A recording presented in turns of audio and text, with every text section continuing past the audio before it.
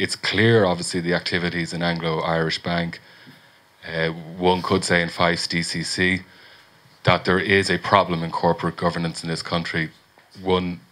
A lot of cronyism in the country or in the corporate world here, but the Company Law Review Group, which is the group charged with reviewing company law and whose recommendations are generally enacted, looked at the area in 2007 and decided against it. You can see their annual report in 2007, which is, I think, again, Eugene agrees with me, a monument to circular and specious argument. Their essential argument was that there's no problem here to enact whistleblower protections would suggest to outside observers that there may be a problem, and this in itself would become the problem.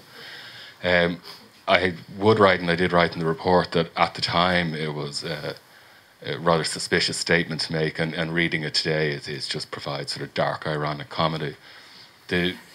What we do really have in the situation here in the provision at the moment is there's a great many provisions to small areas. There are some instances of mal-implementation, I would class it, in the Health Act and the Garda regulations, and a complete absence of provision in places essentially where they're faced by very powerful constituencies. The government did take a generic bill onto the programme of government in 1999. It remained there for 6 years through two governments, through two parliaments. It was eventually dropped in 2006 for stated reasons anyway, which really do not hold up. We're advocating here a single whistleblower law to cover the public and private sector and the non-profit sectors. There is a very, very successful law in the United Kingdom, which is the jurisdiction which most resembles our own.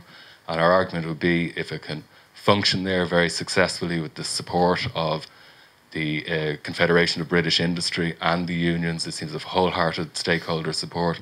And that's why we argue just simply to take a model which exists and works successfully and implement it in this jurisdiction. Great, thank you. Thank you very much. We've got about 20 minutes, and I'm sure there are a huge number of questions or contributions people want to make. Can I just ask you, if you're asking a question, if you could try and keep it as a question and relatively brief? And if you want to make a statement also, would you identify where you're coming from and try to keep the statement as brief as you can? There's a lady in the front here, please. I was a member of a group who were one of the quangos, you could say, or I thought I was one of the quangos. I don't know what I was now at the end of the day. But having done the work and been really worn down, as you said, and isolated completely, there was nowhere to go. So I couldn't whistleblow because I was accused of it could be defamation of character, it could be this, it could be that, it cost you this, you lose your house, and I just feel I'm just lost now at this stage, and I really want to speak out about the abuses within, whether it's the army, whether it's the hospitals, whether it's in business.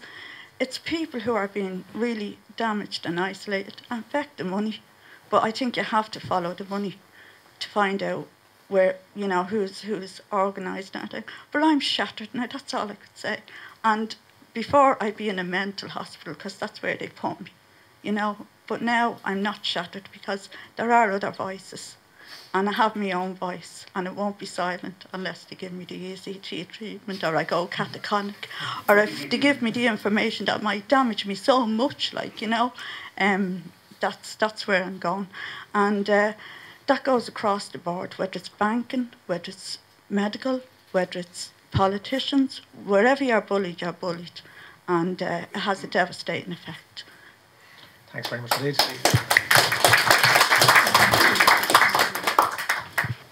Hi.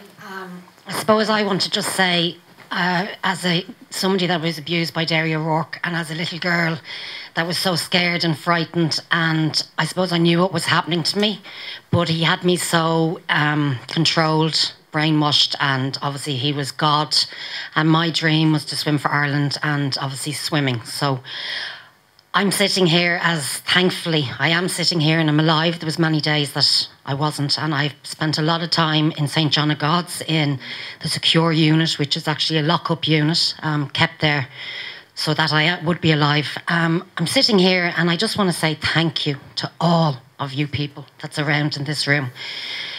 Because I couldn't talk for a long, long time. I'm 40 years of age now. I left swimming at 17. I knew there was something wrong. I used to go to bed at night and say, you know, God, what's wrong with me? You know, why did you make me like this? Until I was 30, until after Derry O'Rourke went to prison. I then realised, oh my God, I am one of them. This did happen to me. So, I mean, I'm looking at Aidan, Kay, Bart, Justine, and to everybody else that you call yourself whistleblowers. I know that's the name, but I just want to say to all of you, you're fantastic people. And if it wasn't for people like you in this country and in this room, I probably wouldn't be alive today. So I just want to say thank you. There's a gentleman at the back, please. Thanks. Can I put it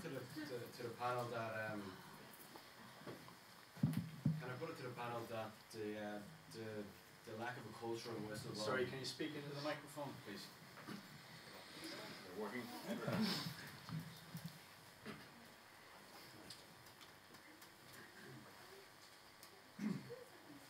I'll shout anyway. Can I put it to the panel that the lack of perhaps a lack of a culture of whistleblowing in Ireland is perhaps due to the fact that when the seniority or the elite in society are caught out doing wrong, we don't punish them sufficiently in the fact that we don't jail politicians, or we don't even punish politicians, or the political parties don't even remove politicians from their own institutions when they are caught doing wrong, with the one notable exception, I suppose, of Michael Lowry, who was then returned to his office by the people of North Tip, perhaps because the political process in general is corrupt in the fact that there's no culture of punishment from the general populace, and then it comes back again to the legislators and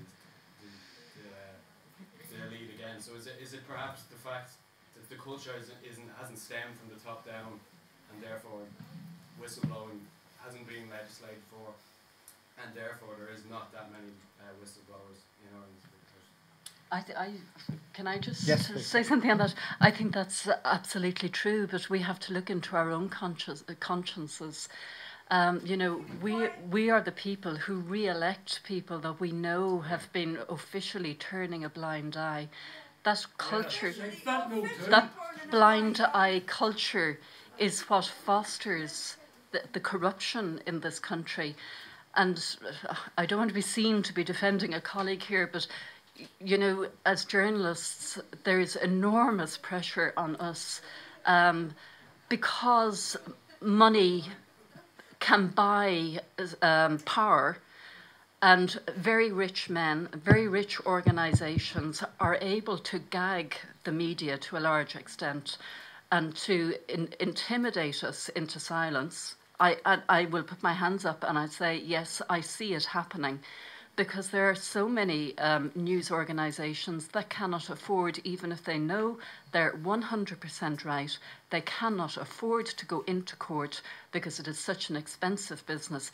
And the whole system actually conspires in this because there are lawyers, there are expert witnesses who are prepared to play that game, because they can command big fees at the end of the day. And I always say it's not the big fees we should be questioning, but what people are prepared to do in return for those big fees. And that is the culture that percolates right through the system. So until we as an electorate and we as a society stand up and say, no, it's wrong and we're not accepting it, it will go on. You know, we can have all the laws in the world, but if it's in there in our heads that, you know, that ambivalence continues, we will never eradicate it.